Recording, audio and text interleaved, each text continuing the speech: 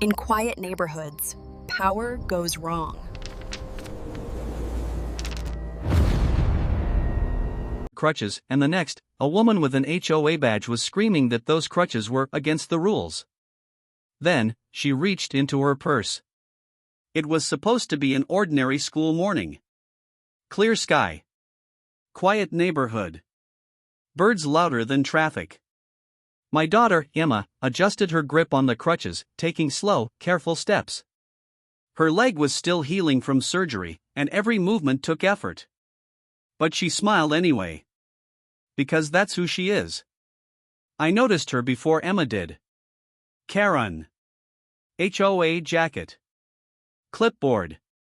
That looked like she was always searching for a rule to enforce. She stood near the curb, watching Emma approach like a hawk. Not concerned.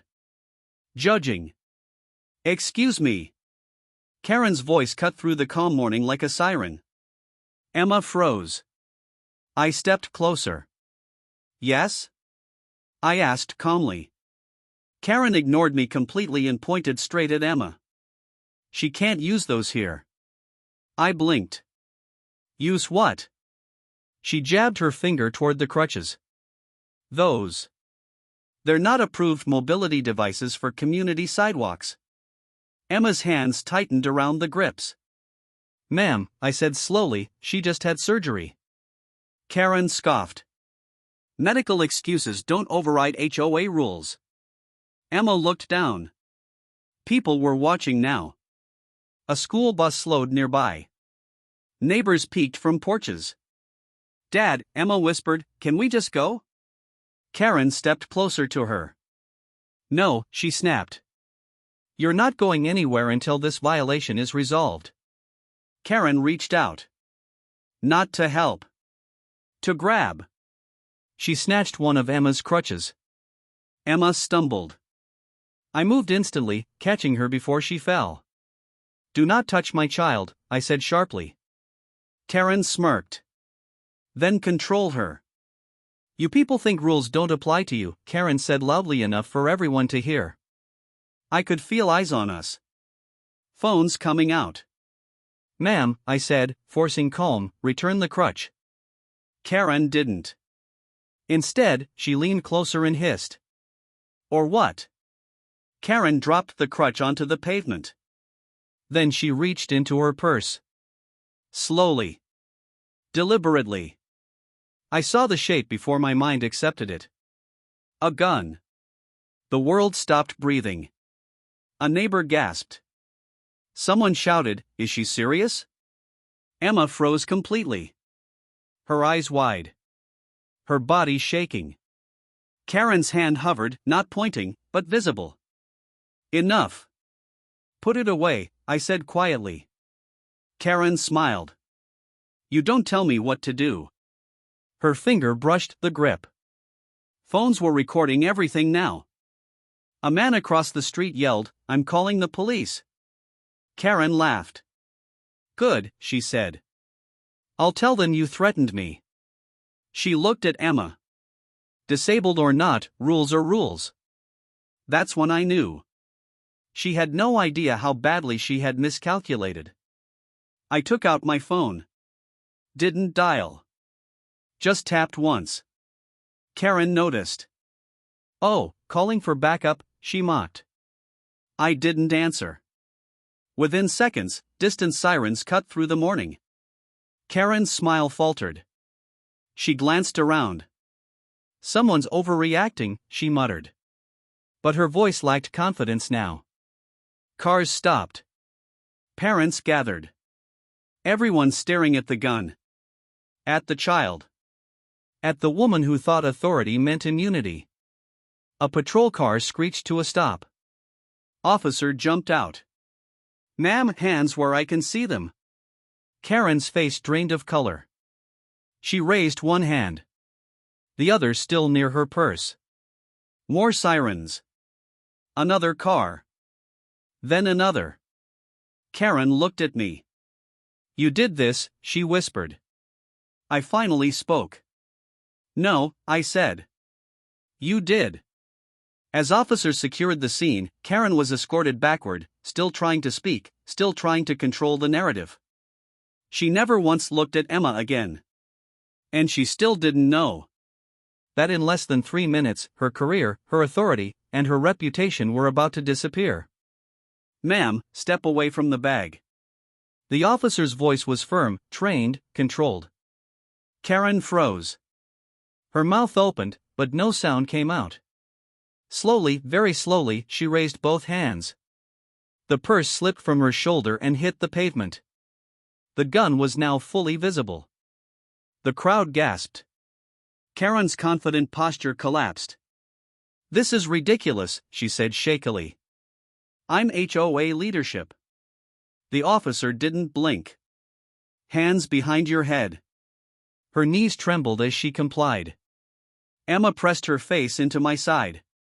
I wrapped my arm around her. Every officer's body cam was recording. Every phone in the crowd was recording. There was no version of this story Karen could rewrite.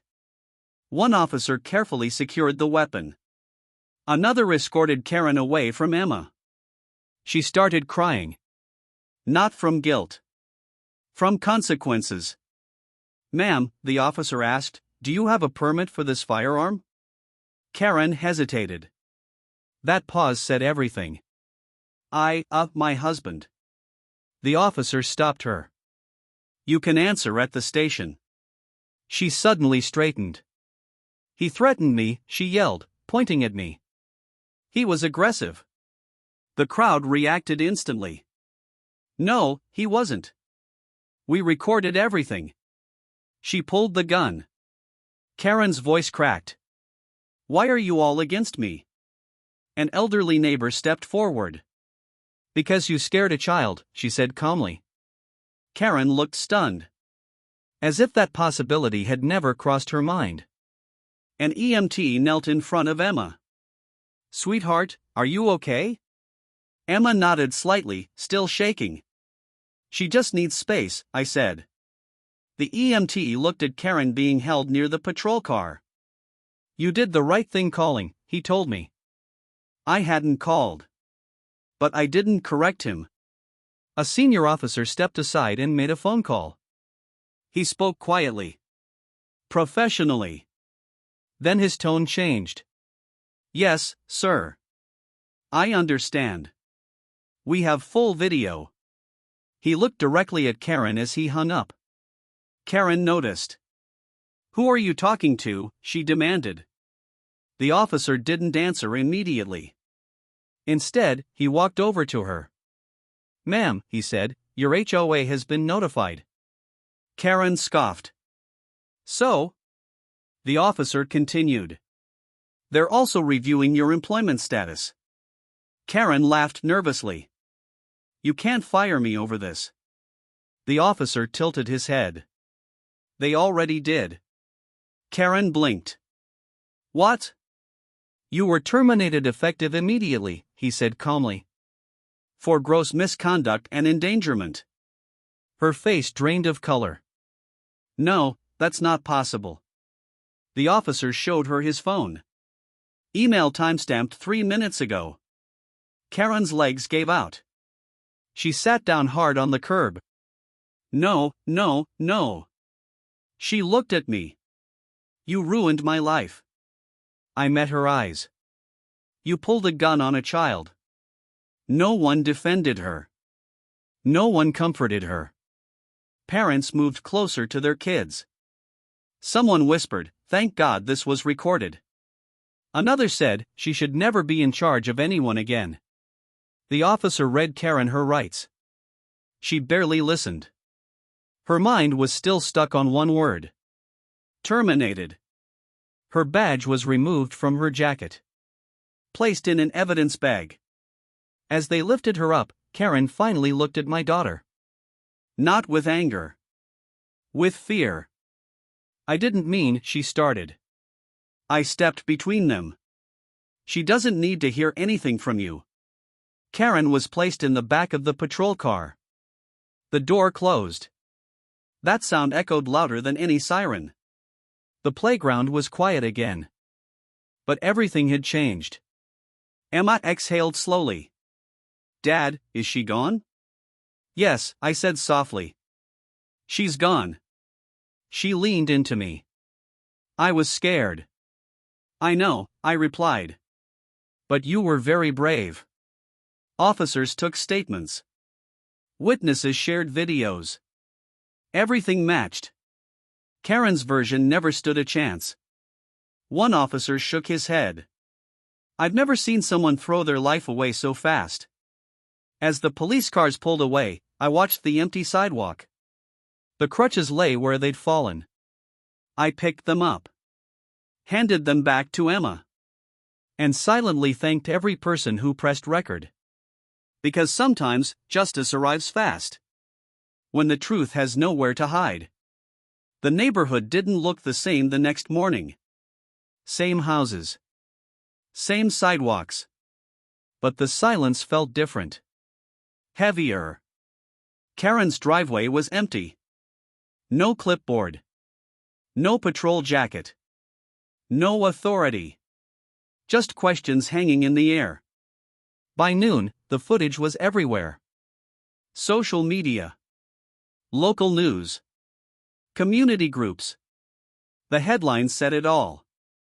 HOA officer fired after pulling gun on child using crutches. People were furious. And for once, they were united. My phone didn't stop ringing. Reporters. Advocates. Parents from other neighborhoods. They all asked the same thing.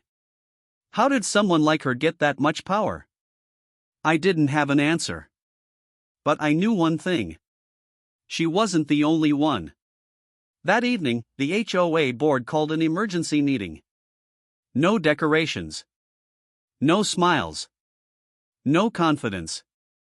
Just panic. Their lawyer sat in the corner, silent. Watching.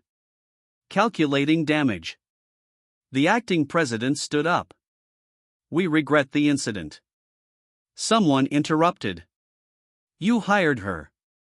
Another voice shouted. "You ignored complaints." Another. "She threatened kids before." The room exploded. There was no script that could save them now. Within 24 hours, Karen's badge was revoked permanently. HOA enforcement powers were suspended. An independent investigation was launched. The board realized something too late. They weren't in control anymore. Karen appeared in court 3 weeks later. No HOA jacket. No clipboard. Just a woman in borrowed clothes, standing alone. She avoided looking at the gallery. Because it was full. The judge read them slowly. Brandishing a firearm. Child endangerment. Aggravated intimidation. Abuse of authority. Each word stripped away the image Karen once wore like armor. Her lawyer tried to argue fear. Tried to argue misunderstanding. The prosecutor pressed play. The courtroom watched the video in silence. Emma's crutches. Karen's hand. The gun. That was the end of the argument. The judge leaned forward. "This court does not tolerate authority used as a weapon," he said. Karen's shoulders slumped. "This was not enforcement," the judge continued. "It was intimidation." Karen was barred from holding any HOA or enforcement role again. Mandatory counseling. Probation. Permanent record. She didn't look angry. She looked empty. As she was led away, Karen glanced toward Emma. Not with rage. Not with pride. With regret. Too late. Weeks passed. Emma returned to school. Still on crutches. Still slow. But stronger. Kids waved at her now. Parents smiled differently. Like they understood something they hadn't before. One afternoon, Emma asked, "Dad, why was she so mad at me?" I knelt beside her. "She wasn't mad at you," I said gently. "She was afraid of losing control." Emma thought about that. Then nodded. the HOA implemented new rules. No enforcement without oversight, disability rights training, zero tolerance for intimidation. Signs were posted. Clear. Public. Permanent. One day, Emma didn't need them anymore. She walked carefully across the same sidewalk. No one stopped her. No one questioned her. She smiled. And kept walking. Power doesn't come from a badge. Authority doesn't come from fear. And rules mean nothing if they forget compassion. That morning taught our community something important. You can't threaten humanity and call it enforcement. Karen thought she was protecting rules. But in 3 minutes, she lost her job, her authority, and the illusion that power protects cruelty. Because when the truth is recorded, justice doesn't take long.